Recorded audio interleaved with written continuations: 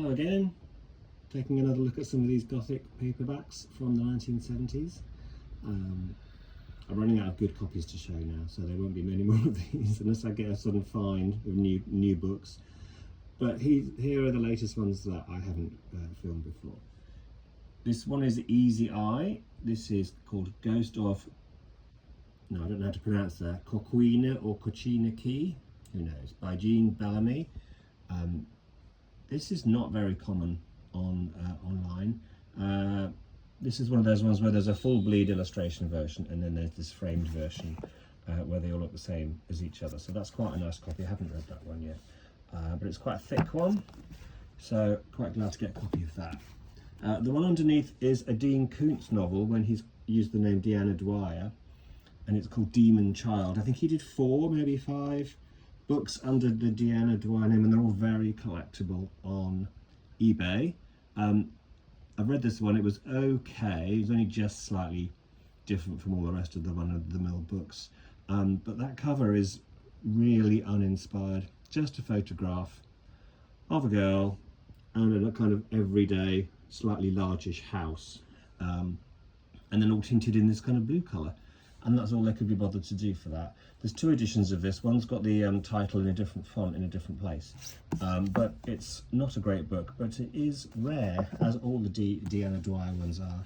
But I wouldn't recommend collecting them unless you're a Dean Koontz fan, because they're not particularly special as books go. But there you go, I've got 2 of these now. The other one is The Dark of Summer. So 2 Dean Koontz books on the list. Okay, let's look at some Popular Library, which is my favourite publisher of these. This is called The Silence by Richard Hubbard. That name has come up as a owner of certain pseudonyms, and I don't know who Richard Hubbard is or whether even that's a real name. This is a lovely cover though. That house is a real place. I've seen photographs of this. It's St Michael's Mount in Cornwall in England. A lot of artists have used it as a model for their houses, but that's a really nice illustration. Lots of blue on that. Makes a change from all the pink that Popular Library artists often use. So that's called The Silence. One of the thicker ones again. Nice copy there. This is a Marilyn Ross one called Dark Tales of Fog Island.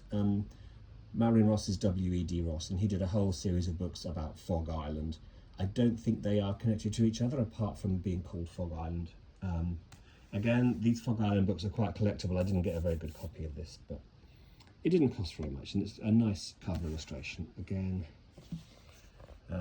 Yeah, Popular Library always come up with better covers than the rest of the publishers, so I'm quite pleased with that.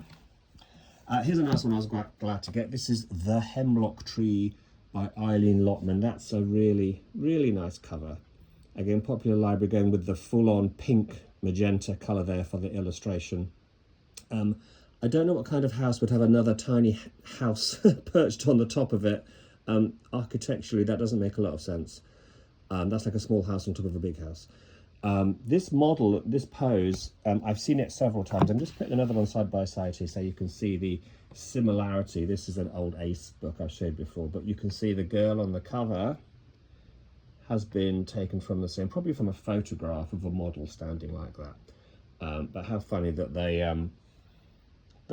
duplicate each other. There's only so many poses and so many female models out there, I guess. Anyway, The Hemlock Tree is the new one, and that's a really nice cover. It's not great condition, as usual. They can be a bit beaten up, but still glad to get it.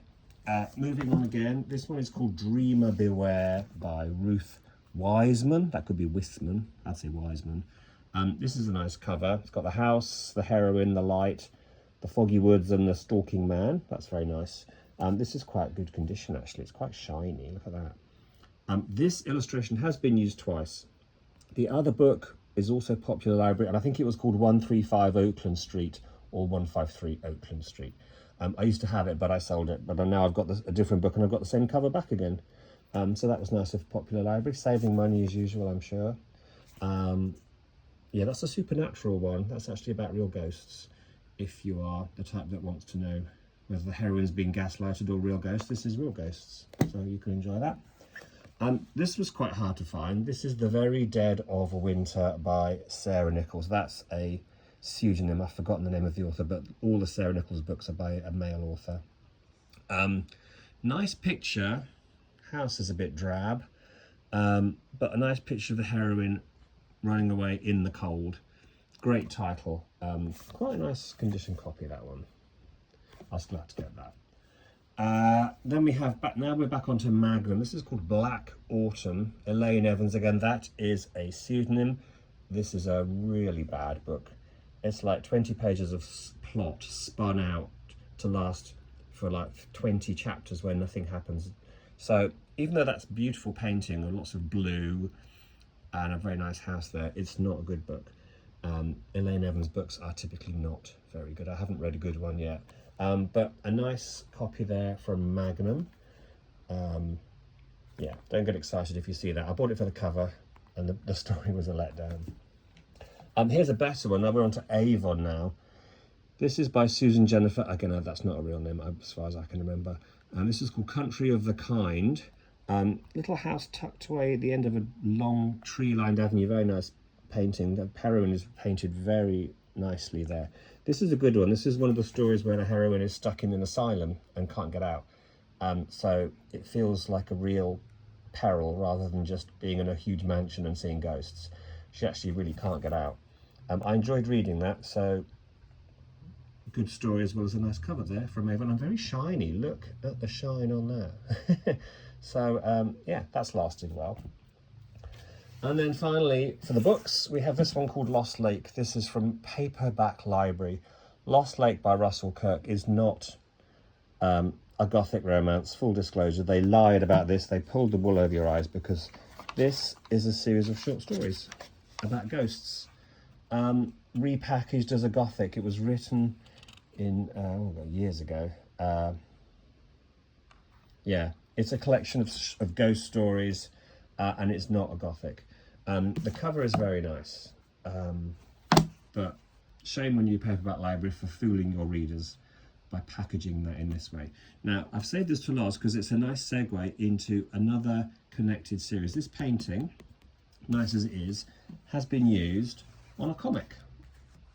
Now, in the 1970s, DC Comics, which is what this is, decided to try out making Gothic romance novels for girl readers. Because the paperbacks were doing well with adults, I think DC Comics thought that a comic version might do equally well.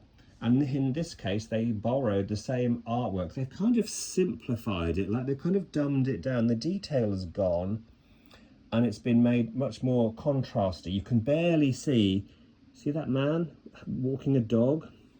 You can't really make that out, but on this original cover you can. Oh look, there's a signature there, which they've decided not to go with on the book. Okay. DC didn't really publicise the artists who did their covers, and they've purposely blanked that out. But while we're on the topic of these comics, there's very few of them. I've got all of them, but as you can probably guess, they are a comic version of a Gothic romance with a heroine being tortured and worried and waking up in the night and hearing noises. They follow the exact same formula as most of the books for adults. Yeah, no better, no worse than the actual written stories. They're just in comic form. You get all the fun adverts as well, of course. But there are two series of these. The Finster House's Secret Love only had 4 issues before they changed the format into something else because I presume it wasn't selling. So that's issue 1. This is issue 2. The story is called, well, it says To Wed the Devil. And that's the story on the inside. Again, no surprises there. Heroine in a big house. This is the 3rd one, Sinister House of Secret Love number 3. This illustration has been used on a Gothic romance paperback. I've seen it before. I can't remember the title of the book, but again, DC borrowed it and repurposed it for this comic. But there is a book out there, it's not called The Bride of the Falcon, that uses this artwork, but DC Comics took it and simplified it. Yeah, again, heroine, this time she's in Venice. I mean, the artwork's nice and it's good fun. It's a bit over-stylized, but these are enjoyable. They have a go at creating creepy houses and heroines suffering, torment. And then there's the 4th one, Sinister House's Secret Love number 4, Kiss of the Serpent. I think this one is set in India. And again, there were only 4 issues, and then they changed the title to, I think it was called Sinister, Secrets of Sinister House, because it wasn't selling. And then the companion series was called The Dark Mansion of Forbidden Love. Very similar titles. This is the first one, and that's quite a nice condition copy. I was glad to get that. These are very expensive. All of these 8 issues, 4 of each, are expensive online, but you can occasionally find reasonably priced copies. So that says Secret of the Missing Bride. It's called Mystery of the Missing Bride on the inside, so that didn't that didn't get checked, did it? So murder, creepy servants, aristocratic relatives who are very sinister, happy young bride, spooky house. It's all there. It's got it all. Romance. They all have happy endings, as you'd guess. And she's drugged with a drink, as usual. God, they all follow the same formula. But nice cover of a house on fire there.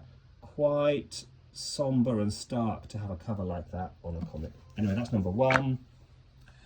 Number 2 is called Honeymoon of Fear, except it's called Honeymoon of Horror on the inside. My God, can you just proofread your covers against your contents, please? I'm sure I've seen that cover before. I've definitely seen that house before. Again, yeah, I think they borrow stock images, stock illustrations, and repurpose them in the comics from books. But that's number 2. Number 3, The Kiss of Death. Let's see if they've got the title wrong again. No, they've called it Kiss of Death. So you get a bonus point for getting the title right. Again, heroine arrives in a castle, creepy servants, mysterious man, blah, blah, blah. Not great about that cover. That's a bit too comic-y for my liking. Well, that's number 3, and the final one, it gets really comic-y. That's not a great cover. That's very cartoony. A Kiss from the Grave, it says, except it's called The Grey Lady of Coburn Manor. This one's about a ghost called The Grey Lady of Coburn Manor. There's a nice picture of the Grey Lady appearing in the bedroom of the heroine there. So classic Gothic romance plot, handled in a cartoony, graphic illustration way. So if you see any of these series of comics, pick them up if they're cheap. Again, Dark Mansion of Forbidden Love was also changed after issue 4. I think it was called Secrets of Forbidden Mansion. I've got the other ones as well, but I didn't bring them out. That's all I have for you at the moment.